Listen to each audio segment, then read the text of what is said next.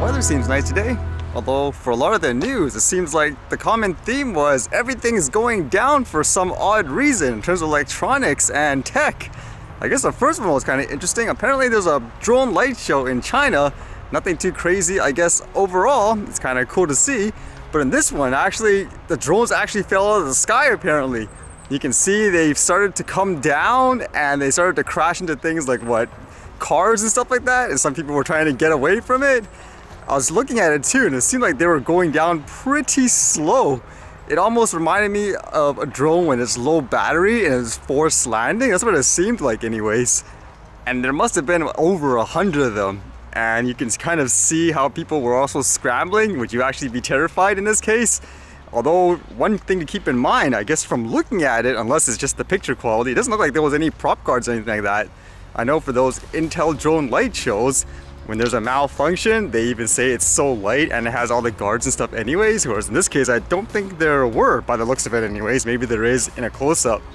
But I guess with an incident like this, would you say, too dangerous, an example where you can't fly any drones around people and all that. Although I guess in this case too, it's again more commercial applications, like in this case, such a large scale. I don't think it should relate to, for example, someone flying a small drone for fun just around like a tree or something like that. And for perspective, what would you think is worse in terms of a safety incident? This one, for example, or the one yesterday with the huge plane crashing into all the signs and the boards and all that? And apparently this was trending everywhere. Apparently today, Facebook and its services all went down for some reason. You could go to the site and it will say trouble finding the site. Same thing with things like Instagram, as well as apps that they own, like WhatsApp and so forth. And now at first they were saying like on these reports or their notices, like we're aware that some people are experiencing issues with WhatsApp at the moment, Facebook, Instagram and so forth, and they're working on it. And apparently by the looks of it, there seems to be a DNS issue. You can see like in the reports, they have no IP addresses on so many of them. And as well, they actually made an announcement they're trying to get things back to normal, but it's kind of funny how cynical some people are. Like just by reading this, like this person says, please don't rush, we're enjoying the break from your support of corruption, hatred, anger, and overall harm to society. And it keeps going on, it's kind of crazy. I already hear some speculations, oh, it went down because maybe there's some big information coming out today. I was actually reading a bit, I don't know entirely what it's about, but apparently there's something here that's called Pandora's Papers. It says it was leaked, and it says here it exposes so many offshore accounts of politicians, celebrities, and billionaires. So is this the reason why it went down? They don't want the information to spread. Although if that is the case, honestly, you can't really stop it. Once it gets out there on the internet, it's forever, as they say.